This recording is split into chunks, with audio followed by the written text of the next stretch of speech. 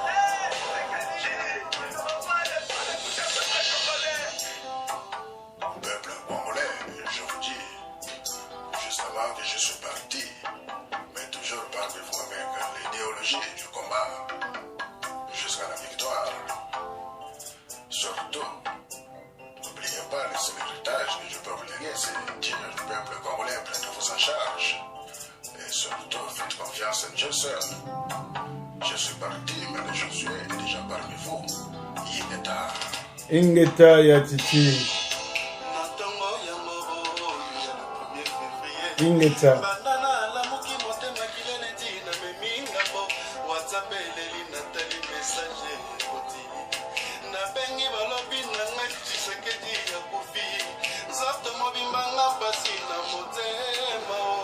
Merci Bandeko Oyo ba rendre hommage na président le véritable président et le légitime président du Congo Ouaouti Kapso depuis le 1er février. Alobi qui a légué biso testament aux abaccords, pe na prenez-vous en charge, et pe alobi très bien, na kat na biso ba Josué Bazali,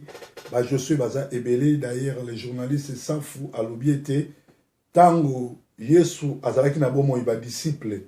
bazao sa ba miracle était, mais l'air Yesu akufaki, ba disciple ba komaki kosala ba miracle. Na mesa nga awa,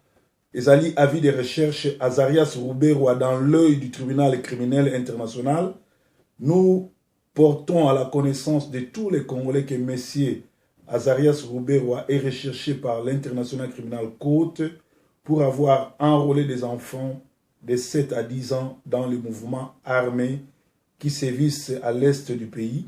Il en est également tenu pour responsable moral des viols que subissent les jeunes filles et les femmes dans l'est du pays, ainsi d'avoir brûlé tout un village au nord Kivu, chassé les habitants et les remplacé par ses frères qu'il a légués comme leur nouveau village. Il a transporté la population du Rwanda au Congo. Azarias Rouberwa est un sujet rwandais qui circule aux États-Unis avec un passeport congolais sous un faux nom. C'est ce qui s'est passé lors de son dernier séjour aux États-Unis. À cette occasion, nous avons vérifié partout et nul n'a vu l'entrée dans le territoire américain du nom de Rouberwa, Azarias Rouberwa. Donc, Aouezali Bandeko Batindeli n'a pas d'information. Oubalobiete Rouberwa Boyebi bien kaza Congolais, c'est un Rwandais. Yende Moutou Aza vrai président du Congo parce qu'il est criminel. Yemutu a Tchanyoso en marche pour occupation rwandaise et salama. Rouberwa Nengazana Azarana un passeport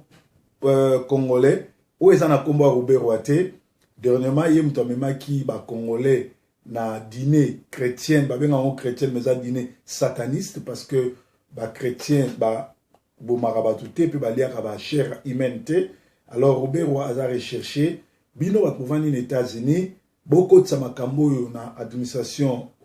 Trump, qu'on sait que monsieur Rouberwa a un passeport congolais, mais il n'est pas congolais, et Azali Moko Oyo, Azali Bongo coupable, il y a un crime, il y a un viol, oyo eza na Congo na Est pe amemi na Kinshasa pe aza kotambola na armée ya batuti oyo bazo se terminer ba Congolais ingeta. La décision de rapatriement du corps de M. Tshisekedi, le président légitime du Congo, tenu par son jeune frère, la position de la famille a été rendue claire par son jeune frère, le monseigneur Gérard Moulumba à Bruxelles. M. Moulumba et la famille Tshisekedi exigent la mise en œuvre de l'accord de la SENCO, testament politique du défunt, et ne veut pas que le traître Sami Badibanga et le traître et collaborateur Sami Badibanga soient impliqués de loin ou de près. Donc, famille ya Tshisekedi baza clair, balingi Tshisekedi corps na ezonga, balingi Tshisekedi bakunda ye noner, mais balingi te Sami Badibanga ou a trahi Tshisekedi azala impliqué de près ou de loin. Lokola Kimbuta a rejeté que bakunda Tshisekedi na place aux familles pour nagite na pongabi to na face ya affaires étrangères te biso tozo suggérer ngai responsable de la Sentinelle TV nazo suggérer résidence à Tshisekedi ezali vraie place ko servir na mausolée et bureau na ezawana bakundi na kati ya résidence na ye et aux amalamu soki bango baboy ou bokundi na limité na 7e rue et pas ya commercial parce que aza papa a koli na limité avant d'y limiter plus de 50 ans Moussala Nino surtout ça na limité et yende arandaki limité côté wana célèbre et aux amalambo ça les mausolées côté wana. Donc wana ezali famille ya Tshisekedi. Alors Nwakamusu sezo le cas et ali été na tongo ya week-end oyo c'est-à-dire lelo bakangi l'ancien premier ministre qui sa Matata Mponyo na ba palette na lobi ba palette et tondi na ba mbongo eza plus de 10 millions de dollars oyo azo kimisango na Congo. Alors batu ya kati vraiment li solo ba lobi Matata Mponyo ameline bera pamba eza mbongo ya Kabila azo se sentir que makamango ndenge zo kende ba ko dégager na ebembe Tshisekedi eza bombe na aussi longtemps ebembe zo zonga te bazo ko zong se bembete ba population pe ba combattant ya Kinshasa ya IDPS bazo tomboka tala kutu dimanche lobby na Matanga na Kinshasa ba mutakalize nani Alexis kombo na komaki awa Mutamba, Alexis Mutamba, un ancien secrétaire général à IDPS, a dit lumbe pe a joué fimbu parce que pour la population ba très très nion sur ba kotia makolo kunate. Alors ceux qui ba combattant ya Kinshasa ba réagir bon on a Alexis Mutamba oyo azalaki moko ba droit bras droit ya Etienne Tshisekedi ba beti e fimbu pourquoi ba combattant ya IDPS na poto bozotika Fabien le collabo Alexa Jean-Marie Kasamba patron na ye o ya pesa e kope o baliaka mbongo na Kabila ya ye moko pe aza patron ya TV Tchangu ya kolekisa Jean-Marie Kasamba na télé Tchangu pona ko salir mémoire à Tshisekedi pe ko finga biso ba combattant diaspora tant que ça bino ke télé Tchangu ezo sala musala pona ba congolais te bondimité preuve yango to yebite bo tuna Fabien les pygmées aliaki combien pour défier ba combattant tina niveau kolekisa Jean-Marie Kasamba na net oyo azwa ko finga biso ba combattant pe ko finga Etienne Tshisekedi pe ko kotela Kabila alobi pona ye alobi Kabila na Etienne Tshisekedi bazali ko cher ancêtre moko c'est-à-dire pona Jean-Marie Kasamba ba tuchi na ba luba bazalaka koko moko pour ndenga alobi selon ndenge les pygmées Fabien atiki à l'écalon na osenga na IDPS na regretaki mingi komona ke botikaki Fabien aya kosala musala na liwa ya président Nabiso légitime parce que Fabien za moko ya ba collabo oyo basalaki nyonso pour ba détruire IDPS mais na kamo yi botikaki metala après botiki asala a couvrir ba day ya Tshisekedi ye wana susu apesi bino afuti bino na monnaie de singe alekisi Kasamba oyo azofinga mémoire ya Kondo Tshisekedi. Bale siko eza na camp ya Semko toyebi te Semko tisikoyo pourquoi azo ça la rapidité pour bakor et banda kokota en exergue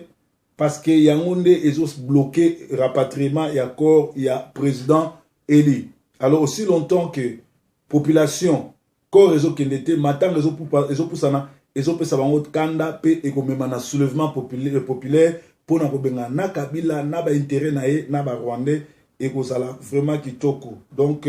ba Congolais et étrangers, surtout à Belgique, je crois qu'il est temps de s'occuper de ces petits malins de Télé Tiangou Oyo Azoko continuer ko Fingaka mémoire et à président élu.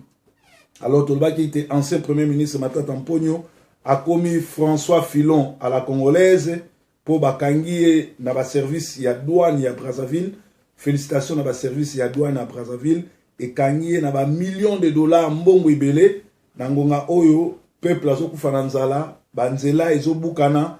ba basala ka bafuta ka bangote ba élection esalamité pour bobi bozanga mbongo mais ba palette ya ba millions ya ba dollars bazo kanga bino nango na ba frontière bozo kima nango ezali mawa mingi. Alors toloba qui était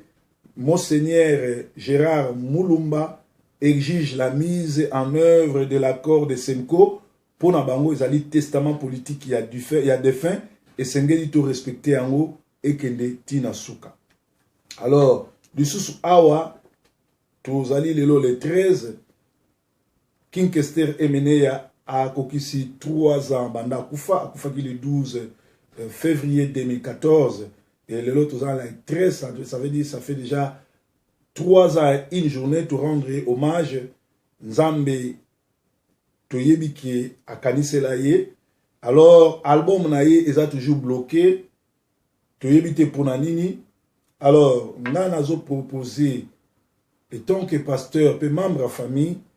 na ko voyager prochainement na Paris na kutana na ba héritier parce que atika ki testament to signer na produire seulement 16 000 chrétiens. Étant que pasteur na s'occuper kaka na 16 000 chrétiens mbongo wana tokope sango na bana na ye na ba bona. Donc 16 000 chrétiens toko signer accord na bango ba héritier so ba sepeli to produire lango mbongo nyonso tout famille ko kabola na ba bola nyonso tout ba orphelin nyonso tout ya Kinshasa. Nga personnellement parti na nga ya mbongo na kozwelo ko mokote to tia mbongo wana so ba teke album wana e banda ko aider ba orphelin bo opprimé parce que Kester azaki mutu azaki toujours kozwa charge ya ba opprimé pe kobundela mboka. Alors